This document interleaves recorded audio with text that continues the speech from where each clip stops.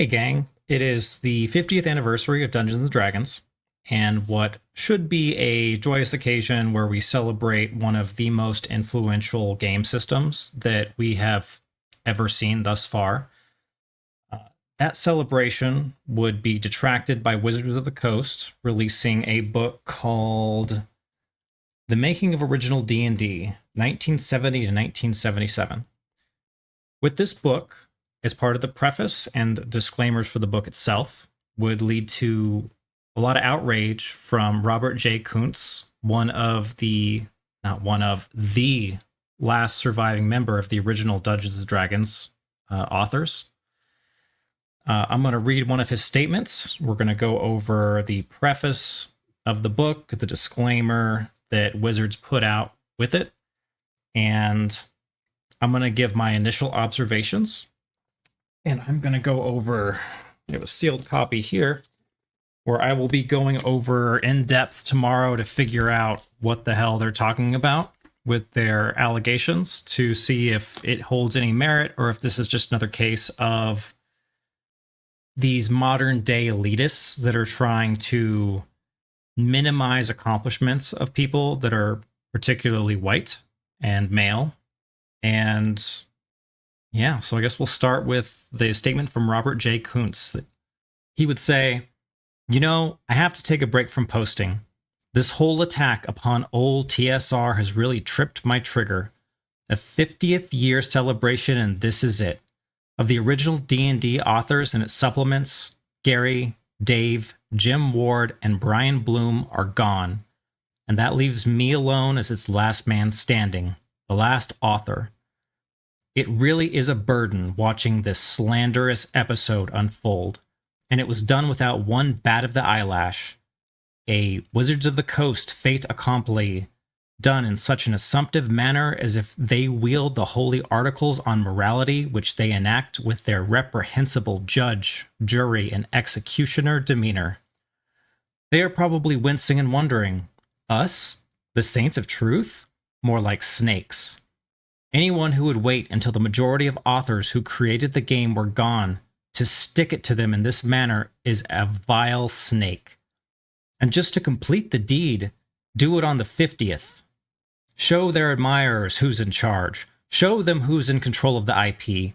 They fear those times they had no hand in creating, and they especially fear Gary Gygax. His name sends shivers up and down their crooked spines. And if it wasn't enough to have hounded him in life, let's do a Houdini and trample on his grave. Disgusting slime. But it's not just Gary or Dave and us others. It's also about wanting to wipe out the success and claim it as their own. And in order to do that, the fandom must be attacked as well as that history. All of it must be purged and never again allowed to exist. These people are the epitome of evil robber barons parading as the good guys. Sleight of hand bullshit from gold-hobbled prestigitators who don't know fantasy or how to summon it. What they know is how to push down on their little man syndromes by stepping on those whose shoes they can never walk in. That and preaching righteous indignation while counting their bottom lines, taking their vacations, and dreaming about their next cafe latte. Posers, one and all. We fought these establishment pukes back in the mid-70s as they gathered about a fledgling TSR to bring it down. Now it's the second round. Rabalar may be a little aged, but he's not dead yet.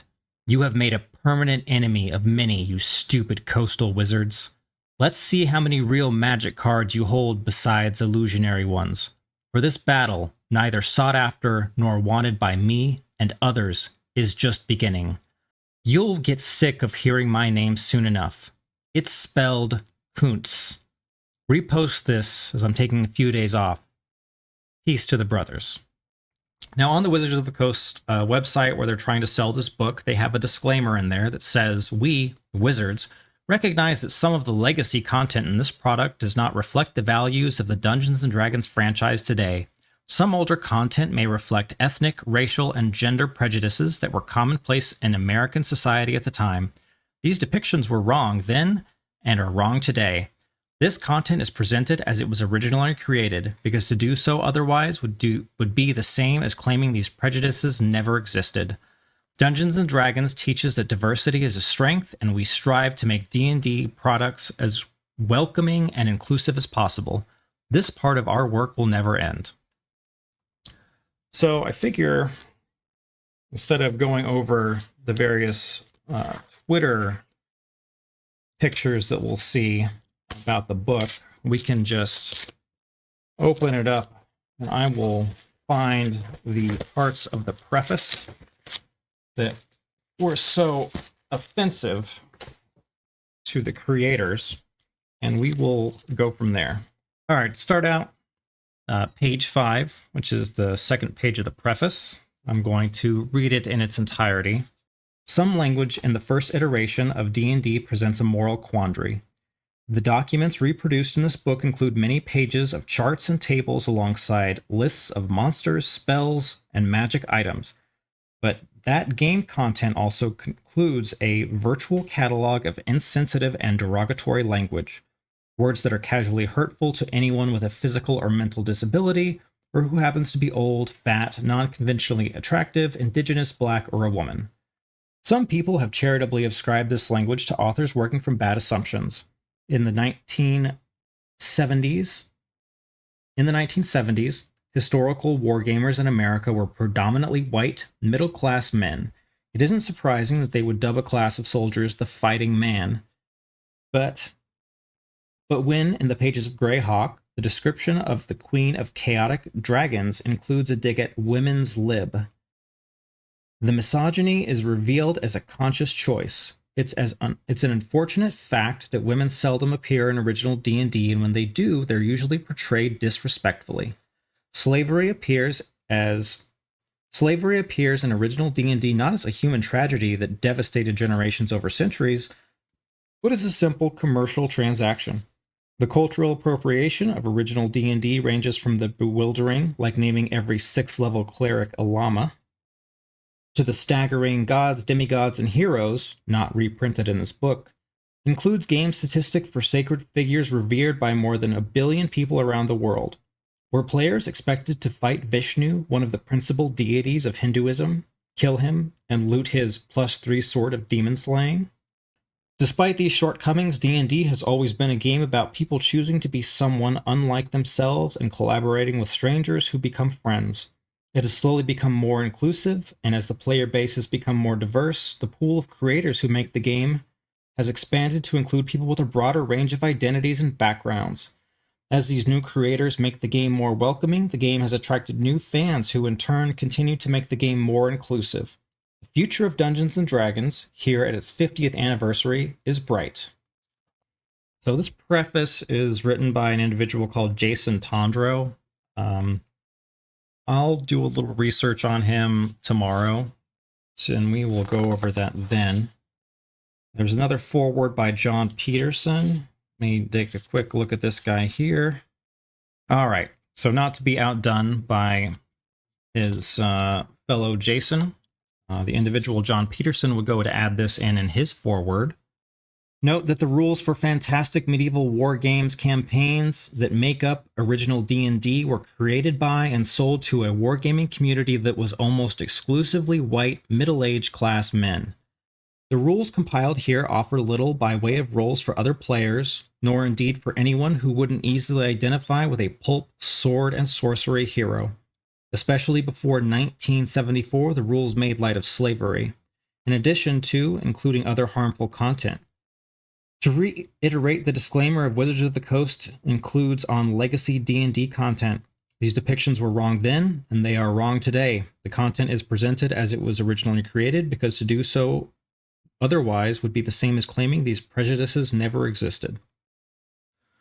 I would also add that he decides to put a special thank you to a few people who helped him in parsing the material, where he also thanks folks like Dave Arneson, who he has just said made light of slavery and was a terrible middle-aged white male.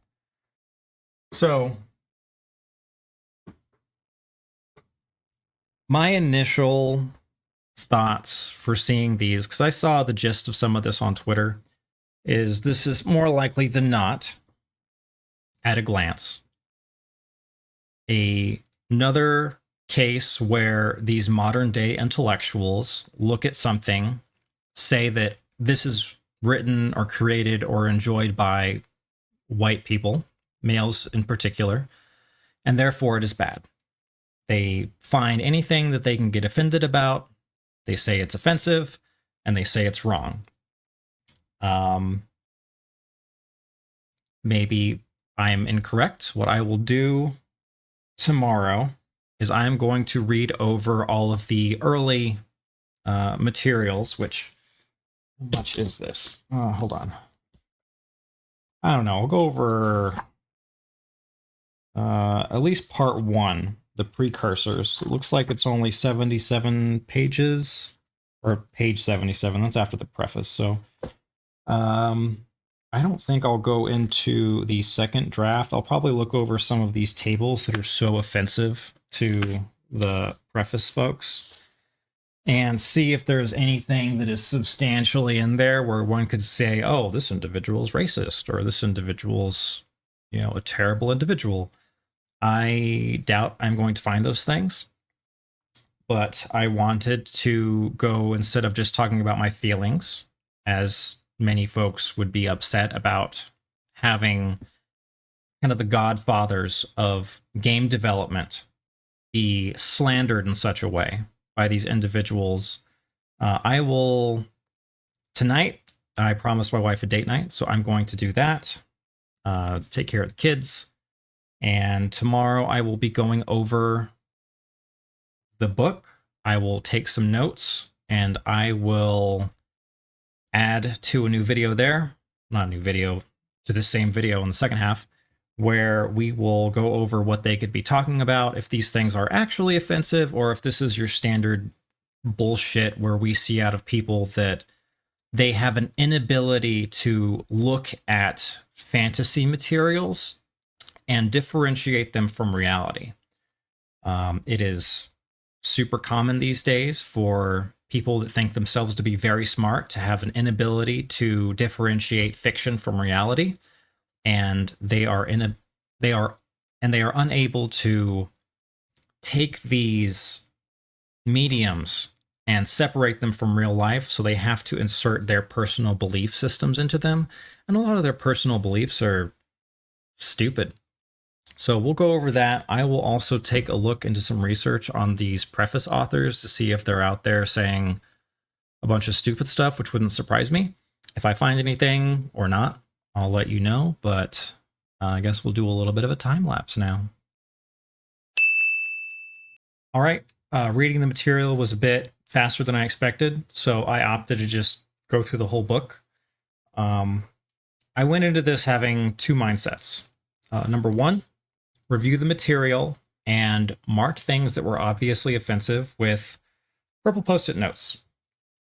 And number two, review the material with the intention to find things offensive, even if an average person wouldn't, and mark it with yellow Post-it notes. And I went in recognizing that I am biased towards the creators of D&D. Hell, like, I hold them in very high regard, and Dave Arneson was one of my professors in college.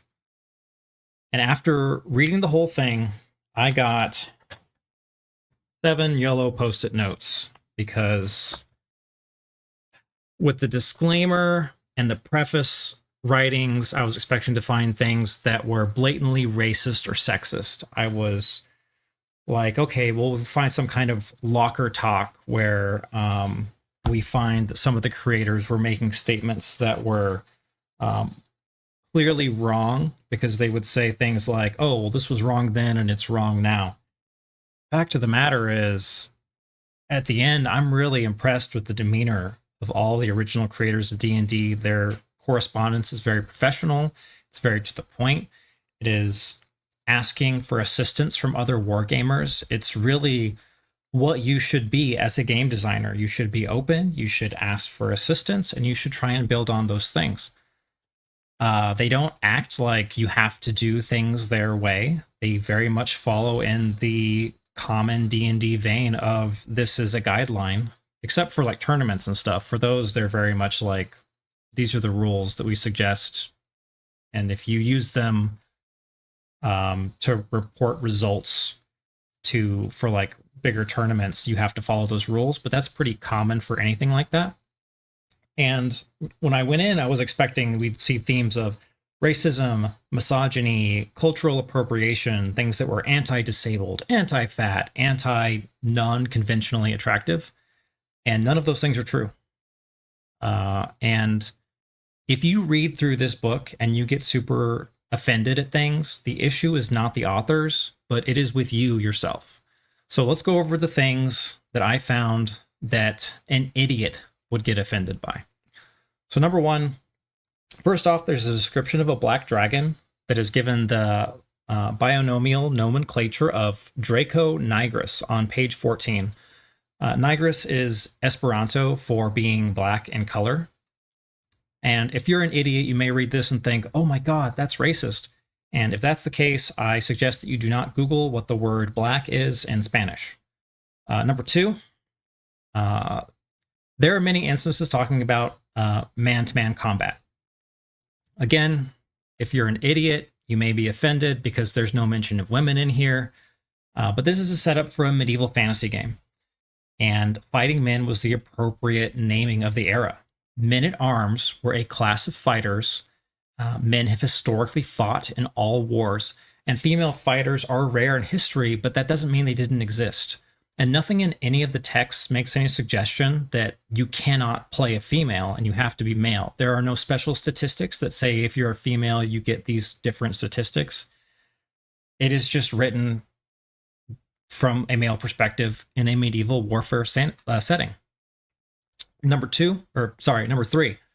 On page 59, we see an article called the Blackmore Gazette and Rumor Monger that makes a reference to a priest engaging in debauchery in town. It talks about how the priest would laze about in town until some keep was repaired and restocked with passion slaves that he might save in the future.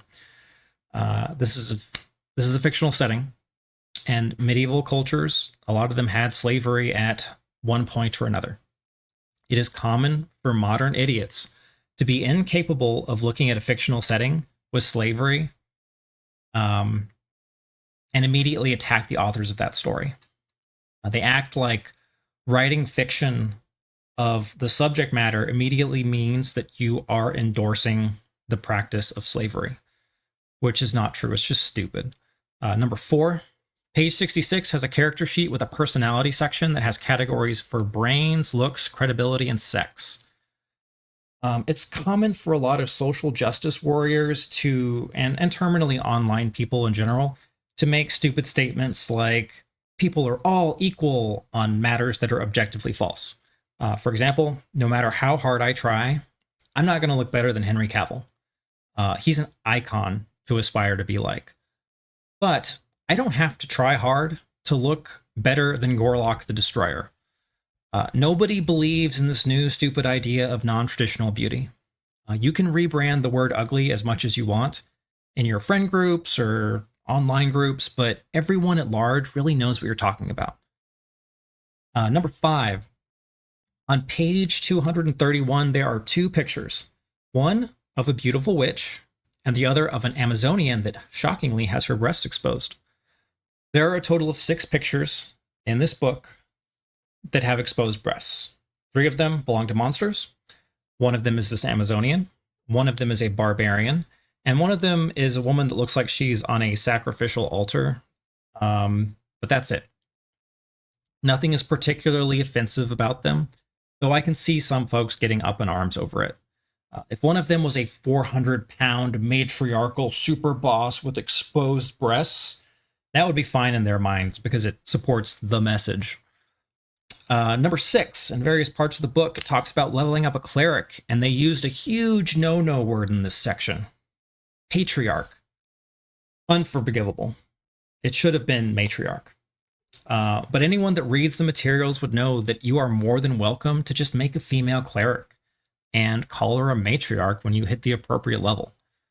Earlier works had levels where you would be a lama, like the Dalai Lama, which is a Buddhist reference, which the people in the preface found to be offensive, which is stupid. Because making this allegation that, oh, you can't say that because it's cultural appropriation, it's a fantasy setting. It's made up. You can do whatever you want in a made up setting. And if people want to get offended by it, they don't have to play it. Or you can change the name. There's nothing in there that says you have to do these things or else. Everything is just a suggestion. Number 7, final point. On page 464, there is a story called The Temple of the Frog that mentions buying slaves to be sacrificed and taking defeated adventurers and enslaving them. This is pretty par the course for a story about an evil cult where the players are meant to destroy. But heaven forbid that an author that is a white male mentions slavery without writing a fucking novel about how slavery was super terrible and how he feels so ashamed to have white skin. It's stupid.